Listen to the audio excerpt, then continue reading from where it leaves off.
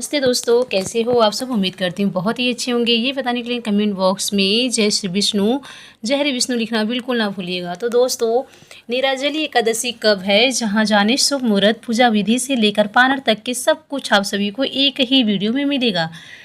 लीलाधारी भगवान मधुसूदन की महिमा अपरंपार है। अपने भक्तों पर भगवान विष्णु विशेष कृपा बरसाते हैं। उनकी कृपा से भक्तों को न केवल सभी प्रकार के सांसारिक सुखों की प्राप्ति होती है, बल्कि मृत्यु के बाद भी उच्च लोक में स्थान मिलता है। अतः साधक भक्ति भाव से निराजल एकादशी के दिन लक्ष्मी नारायण की पूजा करते हैं। दोस्तों, मेरे वीडियो में अंत तक बने रहने के लिए चैनल को सब्सक्राइब जरूर कर लीजिए। नीचे बेल आइकन बटन है, उसको जरूर प्रेस कीजिएगा ताकि आने वाले हर एक नोटिफिकेशन वीडियो आप तक सबसे पहले पहुंच सके। सनातन धर्म में ज्येष्ठ का महीना अति पावन होता है। ये महीना पूरे तक जगत के पालनहार भगवान विष्णु को समर्पित होता है। इस महीने में निराजली एकादशी मनाई जाती है। इस व्रत की महिमा विष्णु पुराण समेत कई प्रमुख सनातन शास्त्रों में निहित है। कहते हैं कि निराजली एकादशी व्रत करने से साधक को सभी एकादशी के बराबर पुण्य फल मिलता है। यदि आप एकादशी का व्रत नहीं करते आए हैं, यदि आप निराजल एकादशी का व्रत करते हैं, तो आपको सभी के बराबर का पूर्ण फल मिल जाता है। आइए निराजली एकादशी के बारे में सब कुछ जानते हैं विस्तार पूर्वक। कब मनाई जाती है निराजली एकादशी? हर साल ज्येष्ठ माह के शुक्ल पक्ष की एकादशी अगले दिन निराजल एकादशी मनाई जाती है। इसके अगले दिन यानी द्वादशी तिथि को पारण किया जाता है। इस व्रत में निराजली उपवास रखा जाता है। व्रत के दौरान एकादशी तिथि की सूर्योदय से लेकर द्वादशी तिथि के सूर्योदय होने तक अन्न और जल ग्रहण नहीं किया जाता है। निराजली एकादशी के दौरान अन्न और जल ग्रहण करना वर्जित बताया गया है।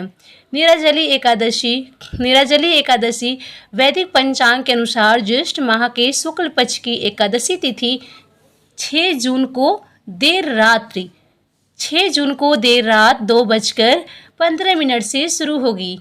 अंग्रेजी कैलेंडर में 6 जून को निराजली एकादशी मनाई जाएगी। वहीं सनातन धर्म में उदया यानी सूर्योदय से तिथि की गणना की जाती है। अंततः 6 जून को निराजली एकादशी, हालांकि वैष्णव जन 7 जून को निराजली एकादशी मनाएंगे। निराजली एकादशी तिथि प्रारंभ और समाप्त। देखिए दोस्तों, प्रारंभ हो रहा है 6 जून को देर रात्रि से 2:15 पे शुरू हो जाएगा आपका निराजली एकादशी, और समाप्त होगा 7 जून को सुबह 4:47 पर समाप्त हो जाएगा निराजली एकादशी। सनातन धर्म में निराजली एकादशी का विशेष महत्व है। इस व्रत को करने से साधक व्यक्ति दीर्घायु होता है। वहीं मृत्यु के बाद साधक को मोक्ष की प्राप्ति होती है। सभी एकादशियों में निराजली एकादशी ज्येष्ठ है। व्रत के दौरान जल ग्रहण पूर्णतः वर्जित है। इस व्रत को भीमसेनी एकादशी भी कहा जाता है। गंगा दशहरा के एक दिन बाद निराजली एकादशी मनाई जाती है। इस शुभ अवसर पर साधक अपने घरों पर व्रत कर लक्ष्मी नारायण जी की पूजा करते हैं। वहीं मंदिर में भगवान विष्णु और देवी माँ लक्ष्मी की विशेष पूजा और आरती की जाती है। निराजली एकादशी पर दुर्बल संयोग। निराजली एकादशी के दिन भद्रावास और वरयान योग का संयोग बन रहा है। इसके साथ ही हस्त और चित्रा नक्षत्र का भी निर्माण हो रहा है। वहीं अभिजीत मुहूर्त का वणिजकरण के भी योग हैं। निराजली एकादशी पूजा विधि क्या है? निराजली एकादशी व्रत के नियम के अनुसार 10वीं तिथि से होती है। अंततः 10वीं तिथि पर घर के दैनिक कार्यों से निर्वृत्त होने के बाद स्नान ध्यान अवश्य करना चाहिए। साधक गंगा जल युक्त पानी में गंगा जल मिलाकर आप स्नान करें। यदि आप कहीं नदी सरोवर में नहीं नहाना सक्षम नहीं होता है, यदि आप किसी नदी सरोवर में नहा नहीं पाते हैं, तो आपको अपने घर के जिस पानी से आप नहाते हैं उस पानी में गंगा जल डाल लीजिए और उस पानी से आप स्नान कर सकते हैं। और आचमन कर एकादशी व्रत का संकल्प अवश्य लें। इसके बाद पीले रंग के कपड़े पहने। पीले रंग का कपड़ा आप साफ सुथरा धुला हुआ वस्त्र आप पहन लीजिए और सूर्य देव को जल अर्पित अवश्य करना चाहिए। आप कभी भी पूजा पाठ कीजिए, कभी भी किसी भी दिन, तो सबसे पहले आप सूर्य देव को जल अर्पित करें। अब भक्ति भाव से लक्ष्मी नारायण की पूजा करें। दशमी तिथि पर सात्विक भोजन अवश्य करें।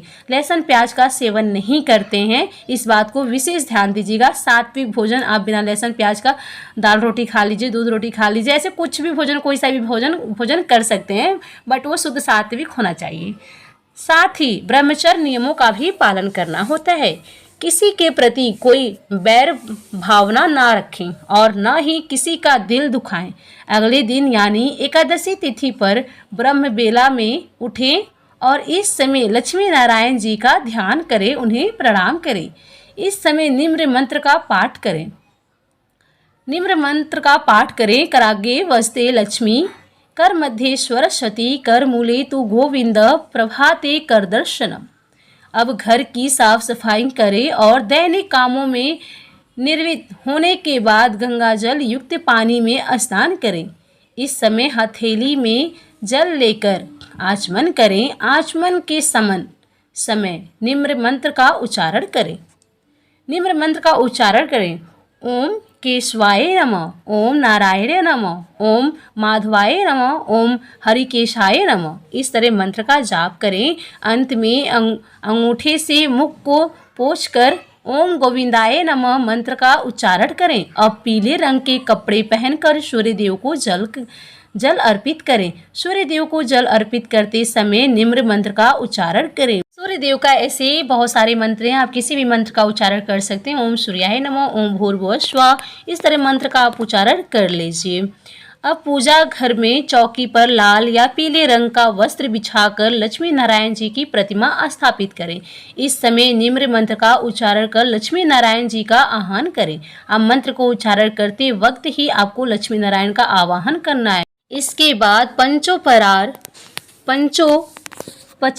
कर फल, फूल, धूप, दीप, नारियल, चंदन, मिठाई, तुलसी और पंचामृत आदि चीज़ों से लक्ष्मी नारायण जी की पूजा करें।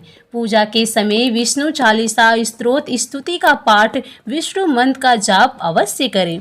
साथ ही पूजा के समय निराजली एकादशी व्रत कथा का पाठ अवश्य करें। पूजा के अंत में लक्ष्मी नारायण जी की आरती कर सुख और सौभाग्य में वृद्धि की कामना करें और दिन भर निराजली उपवास रखें। संध्या काल में तुलसी माता की आरती करें। तुलसी माँ की आरती करें। रात में कम से कम 1 पहर तक भजन कीर्तन या विष्णु जी का ध्यान करें। अगले दिन सामान्य दिनों की तरह पूजा पाठ कर व्रत खोलें। निराजली एकादशी पर दान करना बेहद ही शुभ होता है। इस शुभ तिथि पर जल और अन्न का दान करना चाहिए। इसके साथ ही साधक मिट्टी के कलश, फल, कपड़े, वस्त्र, छाता, जूते और चप्पल आदि का दान कर सकते हैं।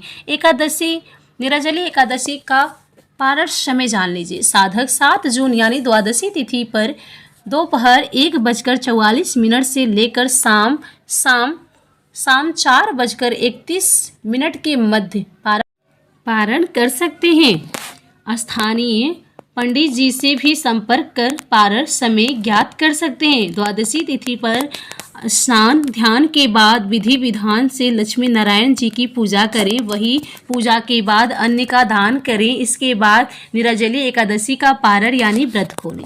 तो मेरी वीडियो बस यहीं तक की थी। उम्मीद करती हूँ आप सभी को बेहद ही अच्छी तरीके से समझ में आया। तो प्लीज़ हमारे वीडियो को लाइक शेयर एंड सब्सक्राइब ज़रूर कीजिए और हाँ, एक लाइक अवश्य कीजिए, जिससे आप सभी का एक लाइक मुझे बहुत ही हिम्मत और प्रेरणा दिलाती है आगे बढ़ने के लिए। तो प्लीज़ मुझे ज़्यादा से ज़्यादा सपोर्ट कीजिए ताकि मैं आप लोग के लिए हर रोज़ ऐसी एक नई वीडियो लेकर के आ सकूं कि जिससे आप सभी का कोई भी व्रत ना छूटे, कोई भी व्रत अधूरा ना रहे, पूरी जानकारी आप सभी तक पहुंच सके। पूरा डिटेल में आप सब सुन करके समझ करके आप अपना व्रत कर सकते हैं। चलिए फिर मिलेंगे नेक्स्ट वीडियो में, तब तक के लिए नमस्कार।